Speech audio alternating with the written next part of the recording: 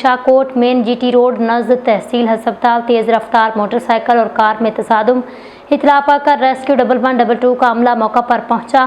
حادثے کے نتیجے میں 3 لڑکے زخموں کی تاب نہ لاتے ہوئے زندگی کی بازی ہار گئے۔ ریسکیو عملہ حادثے میں جاں بحق ہونے والوں کی ڈیڈ باڈیز ضروری کارروائی کے بعد مقامی پولیس کے حوالے کر دیں۔ حادثے میں جاں بحق ہونے والوں میں تقریباً 14 سالہ ابوبکر، 14 سالہ نامعلوم اور 13 سالہ نامعلوم شامل ہیں۔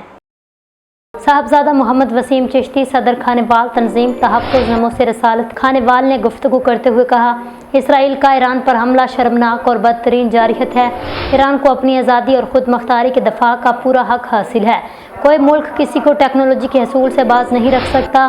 پاکستانیوں کی دعائیں اور نیک خواہشات اسلامی جمہوریہ ایران کی کامیابی اور بدمعاش قاتل ریاست اسرائیل کی شکست کے لیے ہیں۔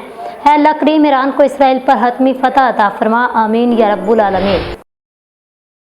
خبر شامل کرتے ہیں مرکزی میڈیا سیکرٹری تنظیم تحفظ نموذج رسالت صلی اللہ علیہ وسلم پاکستان، مرکزی چیئرمین تنظیم تحفظ نموذج رسالت پاکستان صاحبزادہ احسن تحسین سیالوی صاحب نے گفتگو کرتے ہوئے کہا، نبی اکرم کا حسن مبارک حضرت انس بیان کرتے ہیں، نبی گورے رنگ کے مالک تھے، آپ کا پسینہ موتیوں جیسا تھا، جب آپ چلتے تو آگے کی طرف جھک کر چلتے تھے، میں نے آج تک آپ کی ہتھیلی سے زیادہ ملائم کسی ریشم اور دیباج کو نہیں چھوا، اور میں نے آپ کی خوشبو سے زیادہ پاکیزہ کوئی خوشبو، خواہ وہ مشک ہو یا کوئی اور ہو، نہیں سونگھی۔